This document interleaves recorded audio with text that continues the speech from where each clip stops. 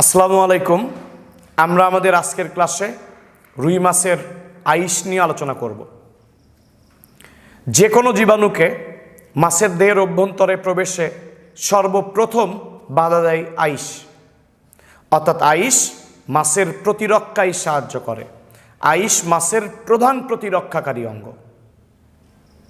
আইস কিন্তু মাছের ক্লাসিফিকেশন বা শ্রেণীবিন্যাসে সাহায্য করে।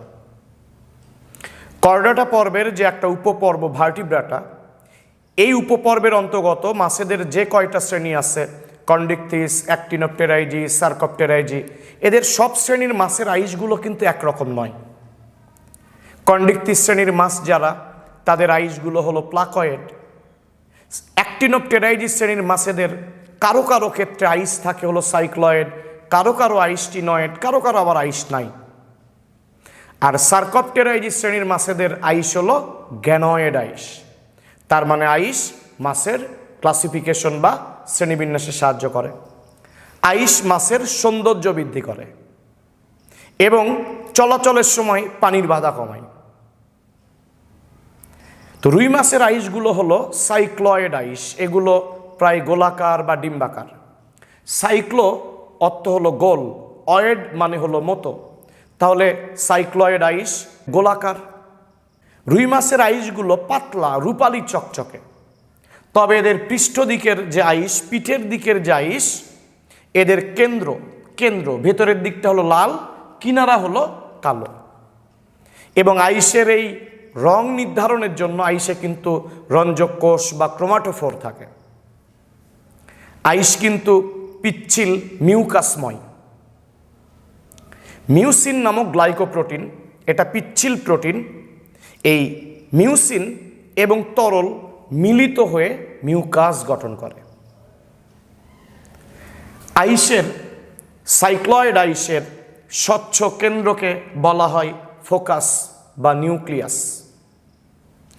এই ফোকাসকে কেন্দ্র করে অস্থি উপাদান জমে জমে কতগুলো বৃত্তাকার এই যে রেখা তৈরি হয়, বৃত্তাকার, এই বৃত্তাকার রেখাগুলোকে বলা হয় সার্কুলি, এক বচনে সার্কুলাস। সার্কেল তৈরি হয় দেখে এগুলোকে সার্কুলি বলে।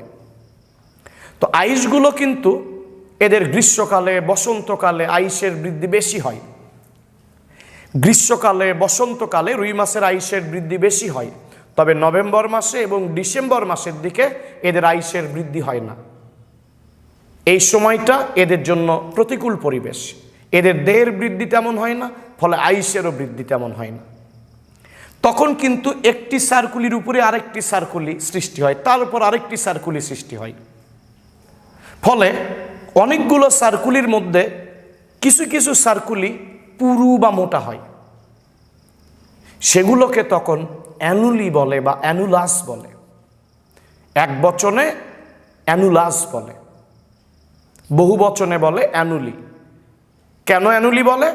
প্রতি বছরে একটি করে তৈরি হয়, প্রতি অ্যানুয়ালে একটি করে তৈরি হয়। সেই জন্য এই পুরু পুরু রেখা, বৃত্তাকার রেখাগুলোকে, মোটা মোটা বৃত্তাকার রেখাগুলোকে অ্যানুলি বলে। এবং অ্যানুলি থেকে রুই মাছের বয়স নির্ধারণ করা যায়, যেহেতু এটা প্রতি বছরে একটা করে তৈরি হয়। রুই মাছের বৃদ্ধি হার নির্ণয় করা যায়। তাহলে আইস প্রতিরক্ষায় সাহায্য করে, সৌন্দর্য বৃদ্ধি করে, বিপরীত লিঙ্গকে আকৃষ্ট করতে সাহায্য করে।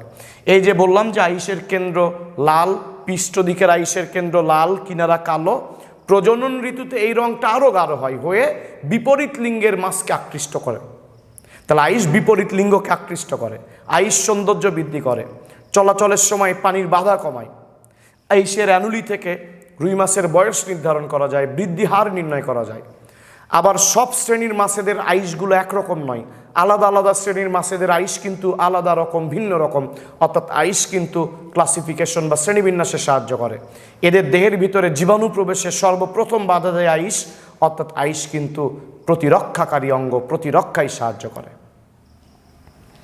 এদের অগ্রক্ষেত্র থেকে ভিতরের দিকে এই যে লম্বালম্বি যে অংশগুলো দেখা যাচ্ছে, লম্বালম্বি যে খাসগুলো দেখা যাচ্ছে, এদেরকে বলে রেডেই।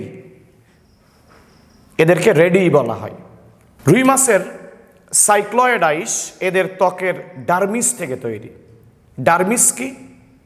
আসলে যারা মেরুদণ্ডী প্রাণী তাদের ত্বকে 3টা লেয়ার থাকে।